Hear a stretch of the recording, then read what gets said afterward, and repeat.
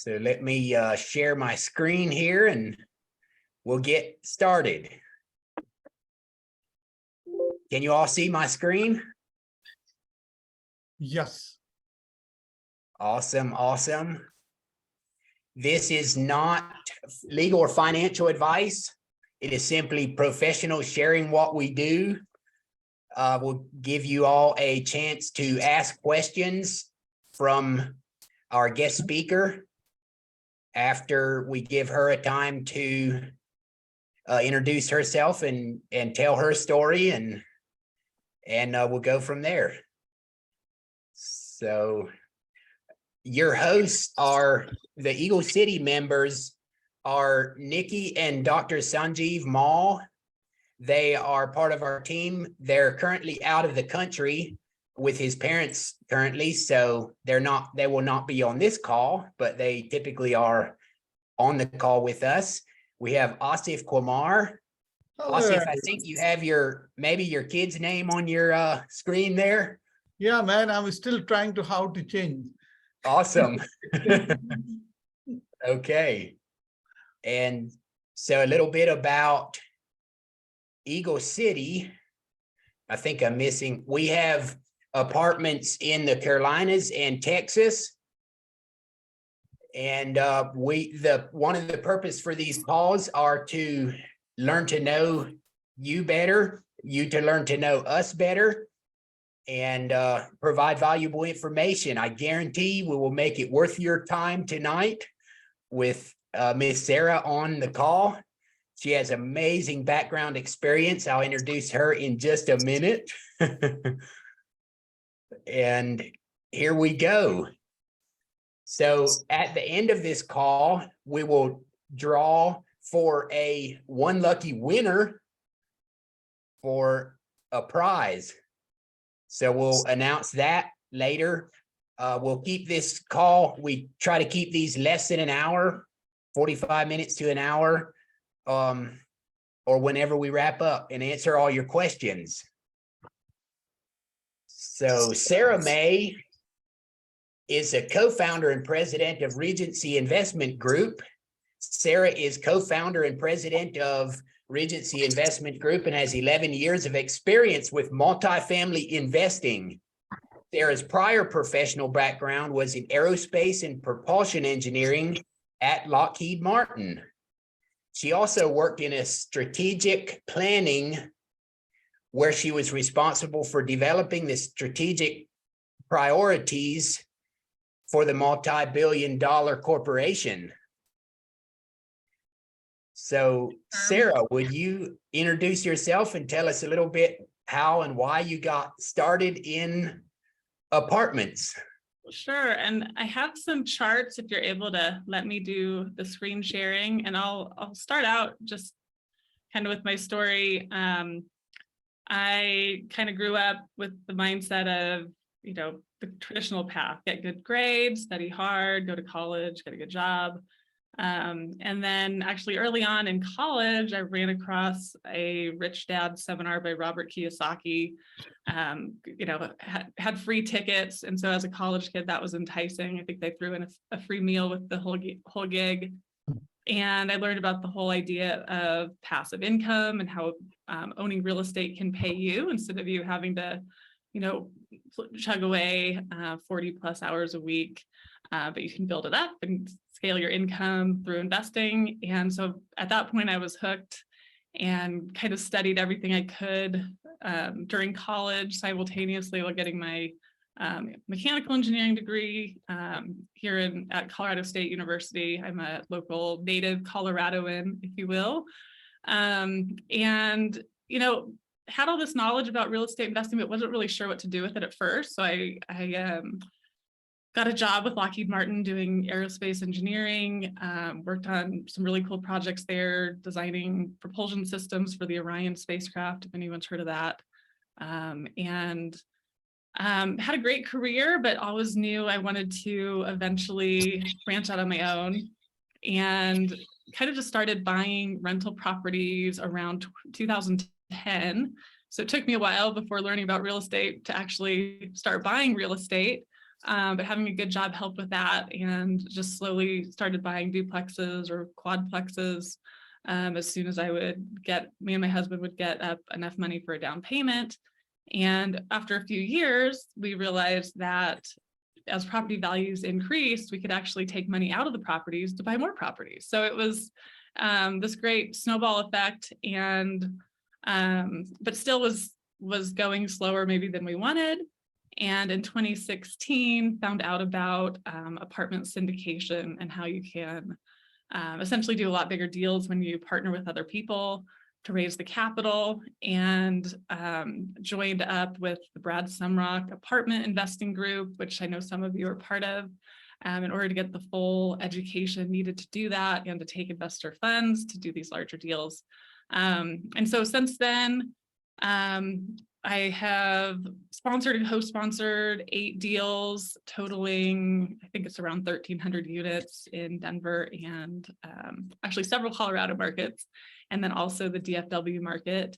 That was a new entry last year into that market for us. And I guess, my company, our team, we try to focus on operations. So a lot of very detail-oriented operations support and financial analysis to make sure our properties are on track and meeting our targets for our investors, and can't guarantee always that it goes exactly according to plan, but we try to do our best and then communicate with investors along the way. So that's kind of my story. And yeah, I've been full-time real estate for 6 years now, and have loved most all of it with a few exceptions. So I do have some charts I can share if I can find it here.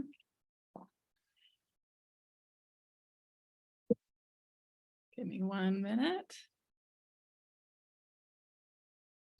And depending on your level of experience, this might be pretty basic, or it might be the aha moment you're looking for. So figured I'll just go through it fairly quickly, and then we can go through questions and talk through anything that you're interested in as far as apartment investing or the general economic climate, things like that. So, so why invest in apartments even during turbulent times? I think they still can be a really strong investment. And this is just my background again. I kind of already talked through that. But my company, Regency Investment Group, I talked about being apartment syndicators. So that just means we work with passive investors to buy and operate property so that passive investors can essentially invest in real estate faster and easier than having to go at it alone. And here's the main things I just wanted to go over. So, why do I love apartment investing? What is a syndication really? Market forces. That one actually I'll save for later. How apartments beat inflation, tax savings. And then the last 2 are a case study about how to do a value add apartment deal. So here are the reasons I love apartments. And the first one is cash flow. I mentioned that in my intro, that was the first kind of aha moment that I had as far as investing in real estate. Like, I can own this piece of property, and then it pays me money every month. And if anybody's brand new, it's basically we get paid as owners the difference between our income and our expenses. So with apartments, your income comes from the rent. The expenses are things like property taxes, maintenance, management, insurance. And then whatever's left over is the cash flow that you get to keep or reinvest as the owner. So cash flow is great. It used to be even better. It used to be double digits. My first duplex I bought, I think it was 25% cash on cash return. These days it's more like 5% cash on cash return, maybe up to 10. But still a great contributing factor to why apartments make a lot of sense with an investment portfolio, because a lot of stocks and things don't offer the cash flow benefit. Forced value creation. So what that means is you're essentially not at the whim of the market completely, at least as far as what your property's worth. So I like to buy properties that were built maybe in the 70s or 80s. Maybe they have a few deficiencies, like they need to be renovated, or the management's not doing a good job keeping up with market rents. And so as the new owners, we can go in, we can do some renovations to make the property look a lot newer, more appealing, bring in better management, and can increase that cash flow every month, which we also sometimes call net operating income. And so by increasing that net operating income, you actually increase the value of your property, which is pretty cool. So you can have a, you can have a say in what your property is worth to some extent. Risk mitigation through scale. That just means when you have all your units at one property, like a 100-unit apartment community, you're able to get economies of scale. So you get better property insurance rates, you get better contractor rates, and you just don't have to scale or stock parts for 100 different houses. You have 100 different apartments at one community that likely have a lot of the same items. So by scaling, you're able to get better economies of scale on your expense items. And it's also a lot easier to manage 100 apartments than 100 houses dispersed through a large metropolitan area. Number 4, high demand. We've seen a huge demand in apartments, especially that first year and a half after COVID. Everybody wanted an apartment, wanted to get their own space. And of course, just general economics, people need a place to live. So there's always demand for apartments.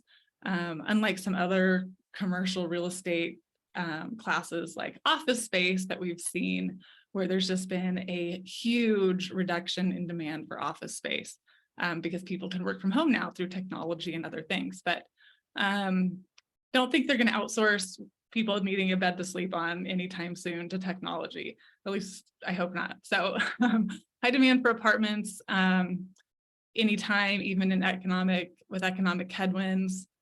Tax benefits to apartments. The main tax benefit people usually think of is depreciation.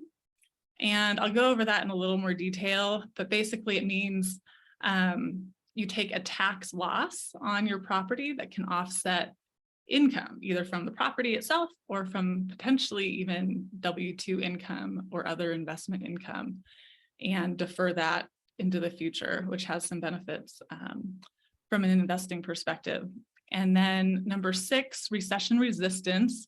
Again, this one just talks about there's always demand for apartments, so there's a little bit less risk to that. And as I'll talk about later, inflation can actually increase your rents. And as rents increase, the value of your property typically increases too. So great place to be if you are invested during a recession. You might see a drop in value temporarily on paper, but the great thing is you don't have to sell during a recession. And a lot of apartment owners in the past, when things, if their value drops, they just keep owning it, getting cash flow every month, and then in sunnier economic times can sell the property for a profit. And then lastly, hedge against inflation. That's just that idea that as your rents go up, your property value goes up, and you're pretty much likely to stay at the same pace as inflation and not have your value eroded over time. So that's really the main things I wanted to talk about tonight. And I will go through them in a little bit more detail and give a case study. But this is why apartments can be a great investment. I think right now, with just the economy being the way it is and interest rates being so high, you do have to be more careful with your purchases right now. You have to be a lot more careful with what type of loan you put on the property right now, whether it's a fixed rate or floating rate loan. And you just have to be absolutely sure that there is economic drivers where you're buying the property through population growth and job growth to support the rents that you need on your investment. And this is mostly for the people buying the property. So if you're an individual investor wanting to buy your own property, or a syndicator, these are all things to keep in mind. And even as a passive investor, these are some good questions you can ask your other, the sponsors who you're considering investing with. Sarah, thank you for that. It's great information. Yeah. Sure thing. Let's see. Okay, so I mean, if people have questions, feel free to interrupt. Otherwise, I'll just keep going through a few more charts, but let me know if you have questions. These were just a few like quick tips, I guess, for anybody. So I call it know your investor DNA.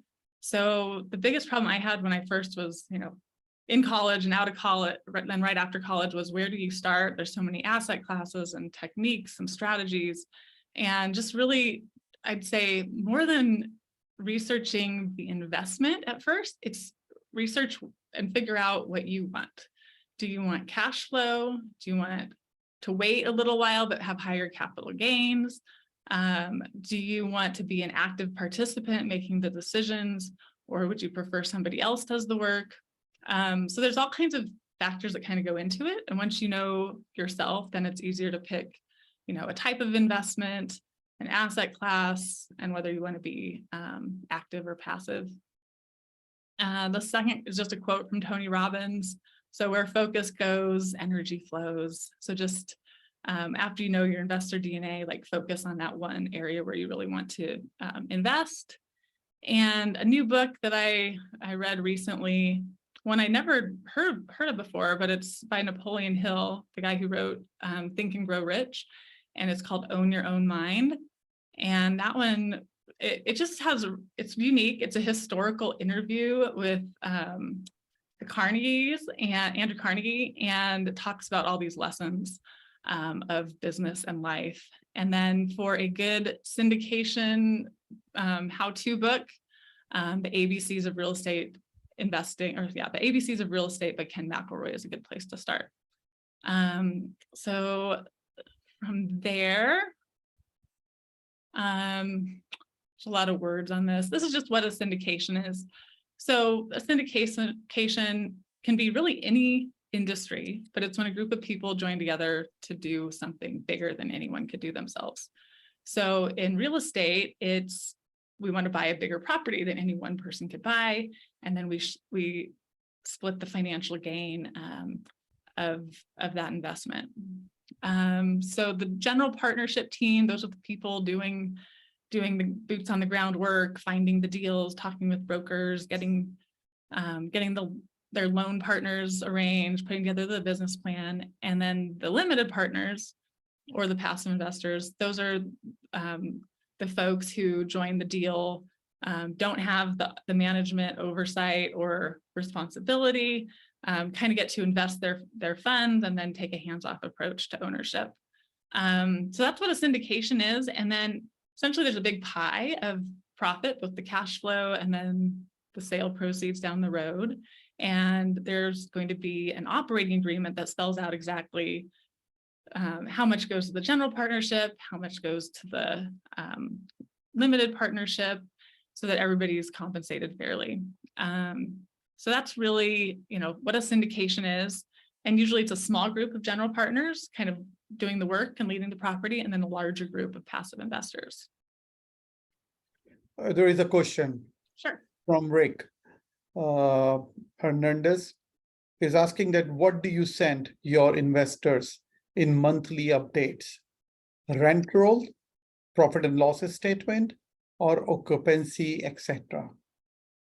Yes. So we send investors a monthly report package, and it's in an email format where we write up a summary of the project and where we are in our business plan. So any capital improvement projects we're doing, occupancy, et cetera. And then as far as the reports, like from the property manager, usually it's a rent roll that shows occupancy and rent levels, a income statement, and we do a 12-month trailing income statement, also called the T12, so that you can see the performance over time for all the key income and expense items. And usually if people want it, the balance sheet and the general ledger. We include that on some properties, but most people don't really want to look at like 100-page general ledger. So we're kind of starting that to be, if you want it, we'll share that. But yeah, it's usually, an email write-up, going over the business plan. Oh, and we also compare our current income and expenses with our original plan that we shared with investors. So it's just a nice way to keep track, over a 5-year time horizon, let's say, of where we're at each month. So hopefully that answers the question. All right. Can I ask? Sure. Hello? Yep, Can you hear me? I can hear you. Yeah, hi, sorry. I'm driving, so I can't type. So thank you, Sarah, for your presentation. My name is Adnan. I'm a physician and a passive investor so far. I just have twofold questions. In an effort to reducing inflation, do you foresee any decline in rents in future? And the second question is, can you elaborate more on tax benefit for limited partner as compared to general partners? Yeah. If you could, thank you. Yeah, thanks for the questions. So as far as rents, and if I see rents going down anytime soon, I will say that this winter, we did see rents drop a little bit more than the seasonal average. I've been investing out here in Colorado for 10+ years, and there's always a slight rent decrease in December, January, February, mainly because of the holidays and people don't want to move when it's cold and snowy. So there is a drop in demand and then a corresponding drop in rents. But this year it was a little bit more significant. We're back on track now, but I heard similar things like in Texas and just markets all over the country. So there was more of a drop than normal. And as far as looking forward, I think we're going to still see rent increases, but it's not going to be at such a feverish pace as the last 5 years. I mean, markets like Phoenix, Arizona, we're seeing 20% plus rent increases in 1 year, and that's just not sustainable. But, I think keeping up with inflation is probably where rents are going to be for the most part. So if inflation, is 3%, maybe more like 5%, that rent should go up similarly. The one caveat to that is I know a lot of markets, there was a ton of new building going on, like new apartments being constructed. And so those new apartments are going to be released into those markets soon in the next year or two. So I think for the brand new Class A properties, that's where we might see more rent decreases or rent at least not going up for a while. But kind of the Class B and C, the stuff that was built a while ago and has a much lower price point than Class A, I think we'll still see a slight increase for the rest of the year. And then your second question on tax benefits and what are the tax benefits for a passive investor? So it's basically the same for a passive investor or a general partner as far as if you can take depreciation. The only difference is that if you want to use depreciation to offset W-2 income from a job, you would need to also qualify as a real estate professional. And usually if you're a passive investor, you're not full-time in real estate, so you can't be that real estate professional status unless your spouse is, and then you can apply it. But the benefit is you get this depreciation loss. So let's say you invested $100,000 into a property and $50,000 in your first year is counted as a passive loss. And that passive loss now can offset all the cash flow that you got that year from that property. And it also can offset any other dividends that you were paid out from stocks you owned, or other investment gains. So you have that benefit. And the depreciation also rolls forward for future years, or the passive losses roll forward in future years. So if you're expecting to maybe sell a personal property in the future, you'll be able to use those accumulated passive losses to offset some of the tax burden there too. So I think the main difference is just W-2 income typically can't be offset with depreciation unless one member of the family is a real estate professional. And that's, I think, 750 hours a year spent doing real estate related activities without any other profession spending more than you are doing real estate. So it's a pretty nuanced topic if you want to get into all the details, but if you have a good real estate CPA, they're all up to speed on this stuff and can help. Yeah, right. Real estate CPAs, regular CPAs won't have any idea what you're talking about, but yeah, try to find a real estate specific CPA that they can help. Do you I have feel any your pain, recommendation? whoever said that. Do you have any recommendations, Sarah, for CPA? I have some here in Colorado that we work with. Stockman Cast Ryan is the company, and they would be happy to talk with new clients. They actually just started a branch in Denver. The original location was Colorado Springs, and they do help out-of-state investors. So Stockman Cast Ryan and Company in Colorado Springs. So if anybody wants to check it out. All right, we can share this information in the chat very soon. Sounds good. Thank you, Sarah. Yeah, you bet. Okay. Oh, and then I'll just keep running through this presentation and stop me if anybody else has questions. I think I just have like a few more fun charts. But for anybody that needs a refresher, net operating income these are the kind of the three terms you'll hear all the time. So net operating income is just your operating income minus operating expenses.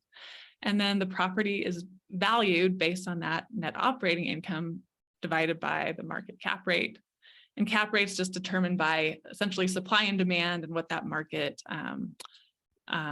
allows. And it's typically around 4 to 6%. It's gone up a little bit with the economic uncertainty and rising interest rates, but that's kind of a standard cap rate. So if you increase the net operating income with this formula and the cap rate stays the same, the value of your property goes the same. So that's just what I wanted to point out. And then here's a smallish property that our company purchased. So just to show a real life simple example, it was purchased in 2000. I should have put that in here. Basically purchased 2 years ago, and it was refinanced 1 year ago. And we got it reappraised at that point. So 72 units in Grand Junction, Colorado. Purchase price was $5.5 million. Renovation cost was $700,000. So the all-in was about $6.2 million. And market cap rate, this was about 5%. So these are the key information we need to figure out what the value is if we raise the rent. So at purchase, the property was underperforming. Average rents were about $750 per apartment per month. And after 1 year, through renovations and improved management, our team was able to raise that to $1,000 per unit per month. So nothing too extreme. It's still a good deal, $1,000 a unit a month. But how much did the property value go up? So, suspense. Here's the before and after pictures while you wait on that. So you can see it was pretty rough. We kind of did some standard remodels here, redid the parking lot, redid the paint. Rebranded it with a new name and signage. And the insides, we fully renovated it and made it much more modern than the old look, got some professional pictures. So it looks pretty nice. People started wanting to live there. And so what we were able to do was our operating income increased from $54,000 to $72,000 over a year. We'll assume their operating expenses stayed the same. And so our change in income over the year was about $18,000. Oh, sorry, per month, $18,000 per month in additional income. And if you want to do the math there, yeah, you can see the $750 per unit per month times 72 units. So that's the $54,000 a month. And then once rents increased, it went up to $72,000 per month. So multiply that 18,000 in additional monthly income by 12 months, and you get $216,000 in higher NOI. And at that 5% cap rate, we added 4.32 million in additional property value. So we bought it for 5.5 million. We added 4.32 million in value. So I would say, you know, based on these simple calculations, the property is worth 9.82 million after 12 months of ownership. And sure enough, we refinanced and the appraiser thought it was worth 9.9 million. So pretty darn close. So that's a real life story on these simple formulas and how if you raise the net operating income, you're actually raising the value of the property by a much larger factor than you think. So that's the end. And any other questions? I know, Herb, you had some other potential questions we could go over too. Oh, absolutely. Thanks, everyone. So much, Sarah. Are there any other questions here on the call? Any other questions here in the room?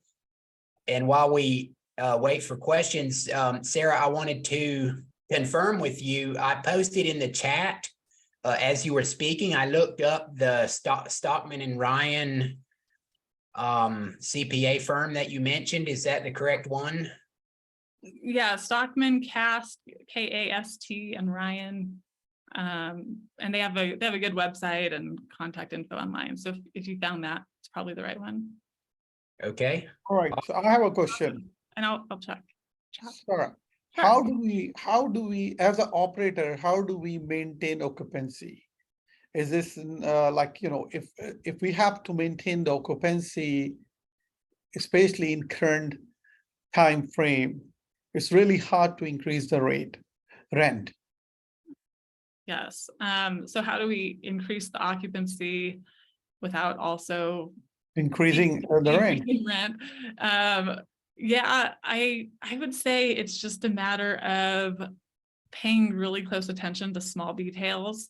Like on one newer property that our team purchased, we noticed that we seem to be getting lots of traffic and lots of interested people, but our number of new leads was, you know, dismal. So our occupancy wasn't increasing. And then going through all the processes, we realized that the on-site team was not getting those leads and they weren't following up with those leads.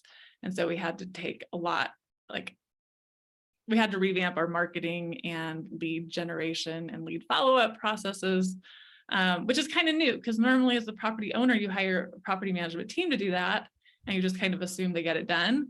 But I think property managers are so, you know, overworked and some, you know, things happen that sometimes these little details slip through the cracks. So just being willing to step in and kind of look for where the problem might be and find solutions. But I think marketing can be a big one, making sure every lead is followed up on. And then for increasing rent, I think just psychologically, people like to feel like they're getting a little something for, you know, if rents go up, like they want to feel like they're getting something extra.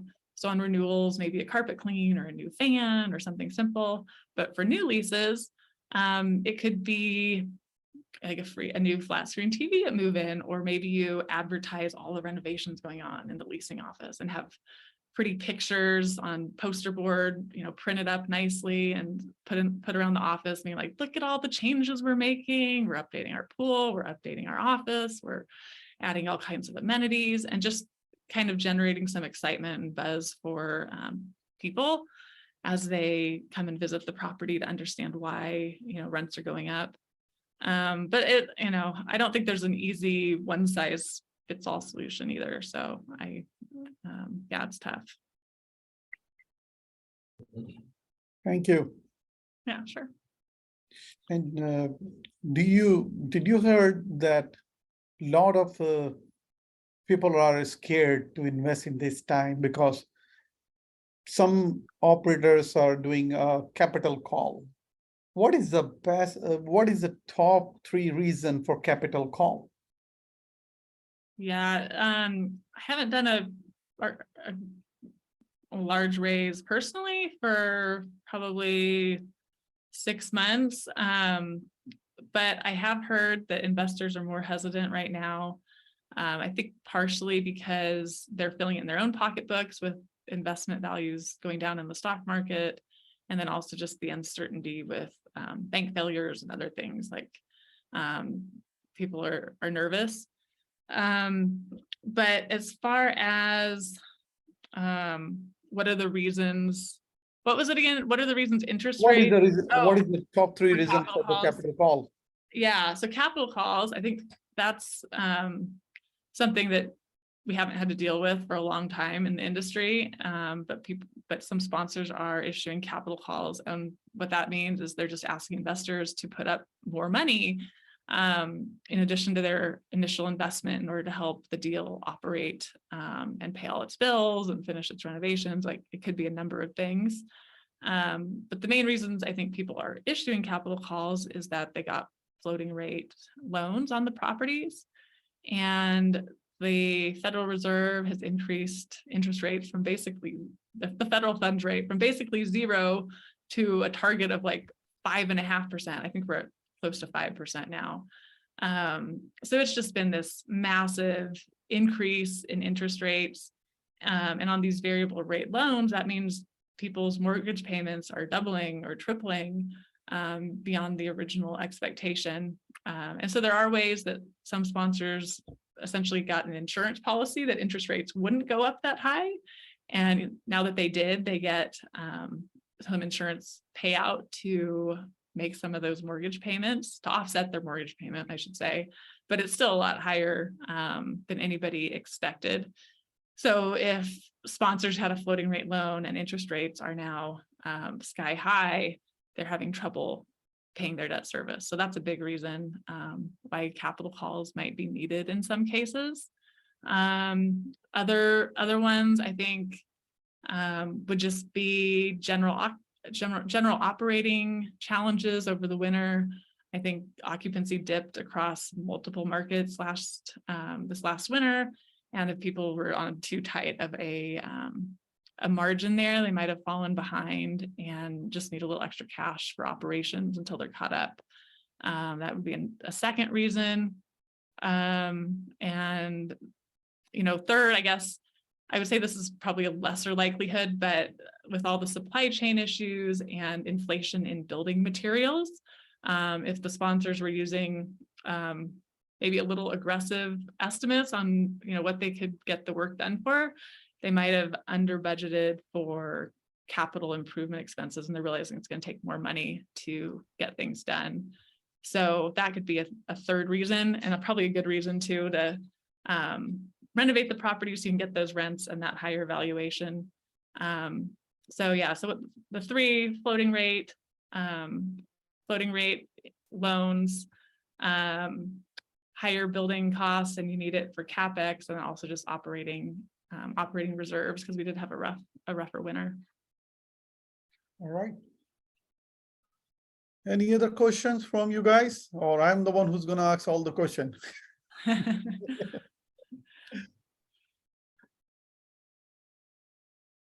So is the LP is it really be a responsible? Is what? Is LPs are really be responsible for the capital call contribution? So there are other things sponsors can do, and they hopefully will do before issuing a capital call. So in most operating agreements I've seen, the general partners can issue a loan to the ownership LLC in order to essentially cover operating deficits or CapEx shortfalls for as long as they need to. And so that's written into all the operating agreements. I think most GP teams are very willing to do that to some extent. But depending on the interest rates, especially, even after the sponsors would issue a loan, that could get eaten through pretty quickly. So, you know, if you're an LP, I think just ask your general partner what's going on with your deal. If you see it struggling, and ask them if they're going to make a loan to the property or if they're going to sell earlier than planned. Like, you know, there are some things that GP teams can do to try to get out of the situation faster than maybe faster than planned. But a capital call, you know, that's kind of nobody wants to do it, but it's, I think, becoming more common with these interest rates just being so high and so unexpectedly quickly rising to where they are now. Like, it's never been done in the history of the United States. And even last spring, the Federal Reserve and Jerome Powell were saying that, oh no, interest rates we're gonna keep them low, stability in interest rates, nothing to worry about. Like, the forward-looking curves are flat at 0% for the next 5 years. And then, like a switch turning on, they changed their tune and started raising interest rates as quickly as they possibly could. So, you know, that's just kind of the world we live in. And I think some sponsors got into a situation where they believed the flat interest rate curve, and that's just not what happened. All right. Thank you so much, Sarah. Just for the record, we haven't had any capital calls, and I don't know that you have either, Sarah. No. Just you're right. So, but we do see it a lot around us in the market. So let's go ahead and pick our lucky winner for this evening. And while we're doing that, if there's anyone with any other questions, Michael Palmer, you're working with some apartments I know as well, and some others on the call too. So here is the spinning wheel that will select a winner for our $10 gift card, Starbucks gift card today. And can you all see it spinning? Yep. We have our master Jared over here. Oh, I should miss that. Adnan again. Come on, man. This is unfair.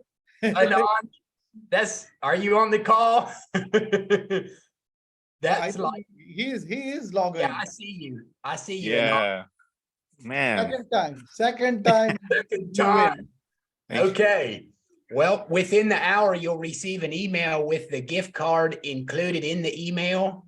And as you know, you just show that email on your phone at the Starbucks and Yeah, thank you. get yourself some coffee. So, all righty.